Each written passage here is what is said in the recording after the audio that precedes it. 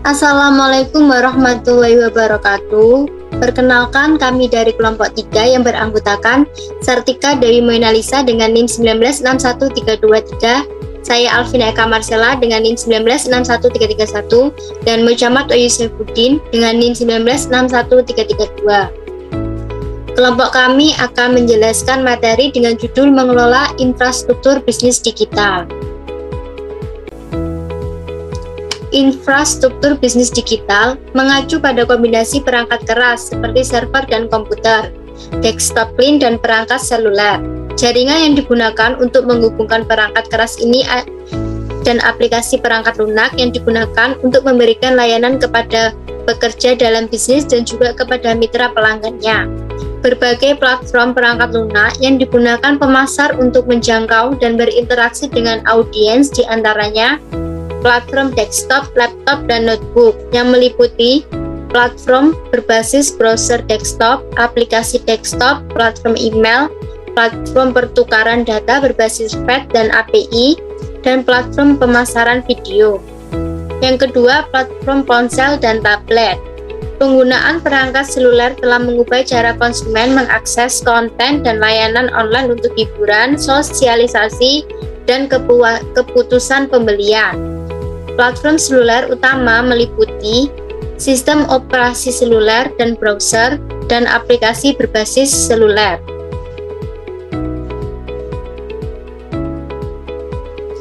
Satu, komponen infrastruktur bisnis digital. Tingkat 1, layanan bisnis digital lapisan aplikasi. Tingkat kedua, lapisan perangkat lunak sistem. Tingkat ketiga, lapisan transportasi atau jaringan. Yang keempat, tingkat stroke atau lapisan fisik. Tingkat kelima, lapisan konten dan data. 2. Pengantar singkat tentang teknologi internet. Pada gambar tersebut menunjukkan bagaimana komponen clean di rumah dan bisnis terhubung ke internet melalui penyedia layanan internet ISP lokal yang pada gilirannya terhubung ke lebih besar ISP dengan koneksi ke infrastruktur atau tulang punggung utama nasional dan internasional.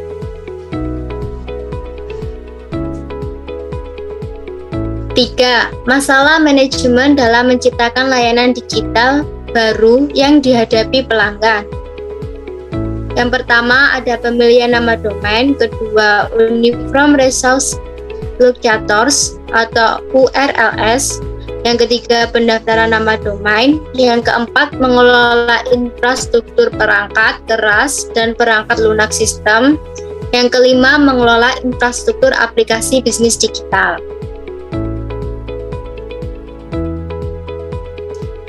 Yang pertama, pemilihan nama domain. Nama domain mengacu pada alat server web dan biasanya dipilih sama dengan nama perusahaan. Ekstensi akan menunjukkan jenisnya.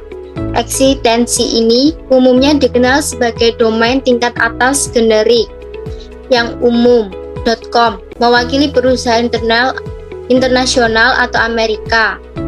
Yang kedua, .org adalah untuk organisasi nirlaba. .mob diperkenalkan pada tahun 2006 untuk situs yang konfigurasi untuk ponsel. .net adalah penyedia jaringan seperti www.demon.net. Ada juga domain tingkat atas kode negara tertentu. .co untuk mewakili perusahaan yang berbasis di Inggris. .au, .ca, .ce, .is, .v, .pr, .it, .nl, dan lain-lainnya mewakili negara lain. .ac, .uk adalah universitas yang berbasis Inggris atau institusi pendidikan tinggi lainnya. .org, .uk adalah organisasi nirlaba berfokus pada satu negara. Yang kedua, Uniform Resource Locator atau URLs. Nama teknis untuk alamat web adalah pencarian sumber daya URL yang beragam atau universal. URL dianggap sebagai metode pengalamatan standar yang memudahkan untuk menemukan nama domain atau dokumen di domain dalam bisnis, terutama yang memiliki URL, sehingga ada cara yang konsisten untuk memberi label pada layanan dan sumber domain. Yang ketiga, pendaftaran nama domain. Proses pemasaran alamat internet web unik yang dapat digunakan untuk merujuk ke situs web perusahaan. Sebagian besar perusahaan memiliki beberapa domain untuk lini produk atau negara yang berbeda, atau untuk kampanye pemasaran tertentu. Sengketa nama domain dapat muncul ketika individu atau perusahaan telah mendaftarkan nama domain yang diklaim oleh perusahaan lain sebagai haknya. Ini kadang-kadang disebut sebagai cyberfasting.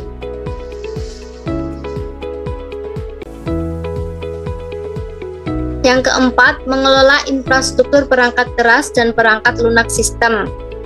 Keputusan manajemen utama adalah standarisasi di seluruh organisasi.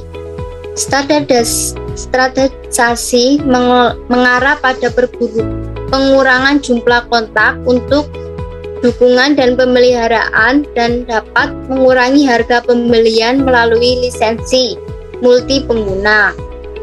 Pilihan perangkat lunak sistem terjadi untuk client, servers, dan jaringan.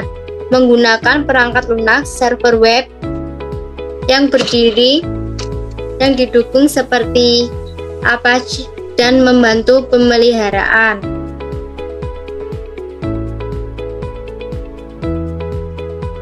Yang kelima, mengelola infrastruktur bisnis digital.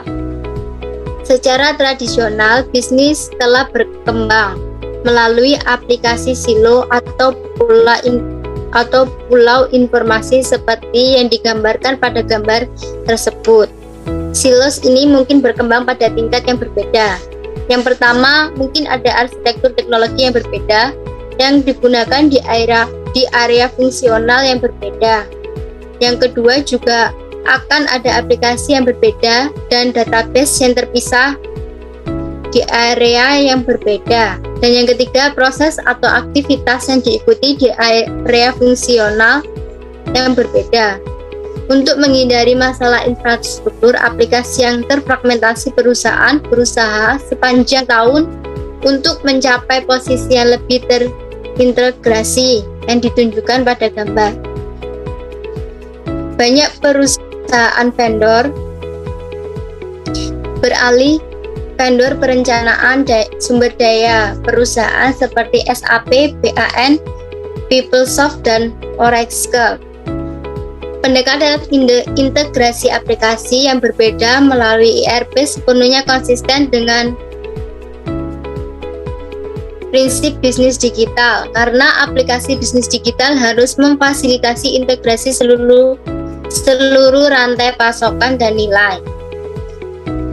Gambar tersebut menunjukkan bagaimana berbagai jenis aplikasi cenderung memiliki kekuatan di area yang berbeda. Sistem ERP pada awalnya difokuskan pada pencapaian integrasi di tingkat operasional organisasi. Solusi untuk aplikasi lain seperti business intelligence dan bentuk data, warehousing, dan data mining cenderung berfokus pada pengambilan keputusan taktis berdasarkan pengaksesan data operasional dari dalam sistem ERP. Perangkat lunak juga cenderung melintasi berbagai tingkat manajemen.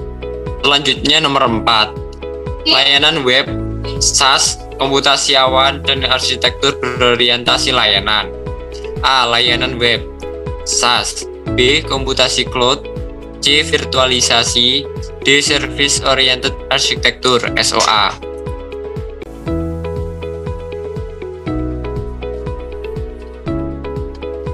A. Layanan web, SaaS. Layanan web atau software as a service, SaaS, mengacu pada model yang sangat signifikan untuk mengelola perangkat lunak dan data dalam era bisnis digital. Manfaat layanan web atau SaaS adalah bahwa biaya pemasangan dan pemeliharaan dialihdayakan secara efektif. Penghematan biaya dilakukan pada sisi server dan klien karena perangkat lunak, server, dan basis data di-host secara eksternal. Kerugian yang paling jelas dari penggunaan SaaS adalah ketergantungan pihak ketiga untuk memberikan layanan melalui web yang memiliki potensi masalah berikut. Yang pertama, ketersediaan waktu henti yang buruk jika koneksi jaringan atau server yang menghosting aplikasi atau server gagal. Kedua, kinerja lebih rendah dari database lokal. Ketiga, mengurangi keamanan data karena secara tradisional data akan dicadangkan secara lokal oleh staf TI internal. Yang keempat, perlindungan data karena data pelanggan dapat disimpan di lokasi yang berbeda, maka penting bahwa data tersebut cukup aman dan konsisten dengan UU Perlindungan Data dan Privasi.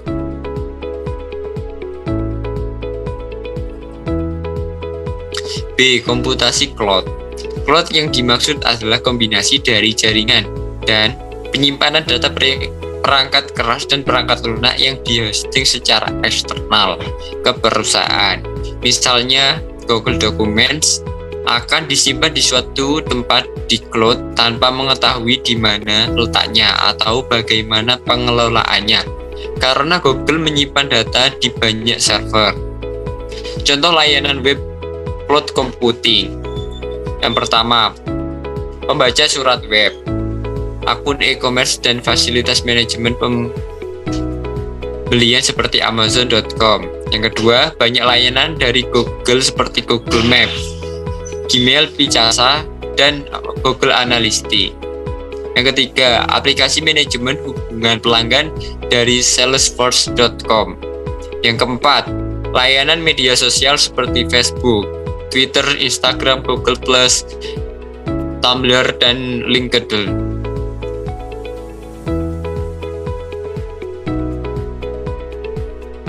C. Virtualisasi. Penyedia layanan teknologi tidak langsung melalui sumber daya lain abstraksi.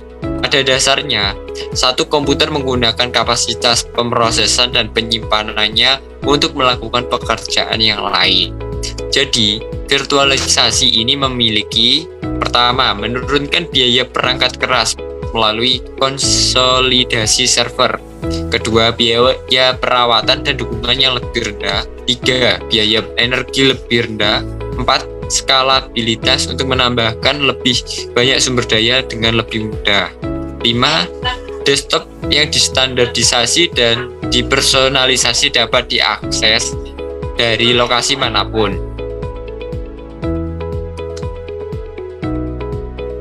D. Service Oriented Architecture (SOA). Ini adalah pengaturan proses perangkat lunak atau agen yang berkomunikasi satu sama lain untuk menyampaikan kebutuhan bisnis. Peran utama SOA adalah menyediakan fungsionalitas. Ini disediakan oleh tiga karakteristik. Yang pertama, antarmuka dengan layanan yang tidak bergantung pada platform, tidak bergantung pada jenis perangkat lunak atau perangkat keras tertentu. Yang kedua, layanan dapat ditempatkan dan dipanggil secara dinamis. Yang ketiga, layanan ini mandiri.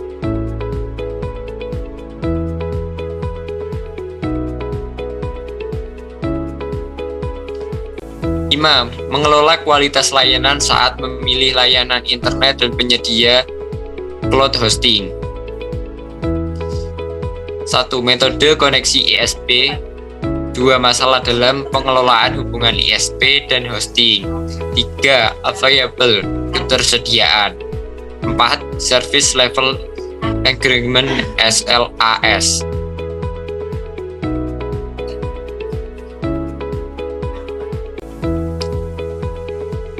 1. Metode koneksi ISP. Seseorang penggunaan dapat terhubung ke satu ISP yang kemudian akan mentransfer permintaan ke ISP lain yang terhubung ke backbone internet utama.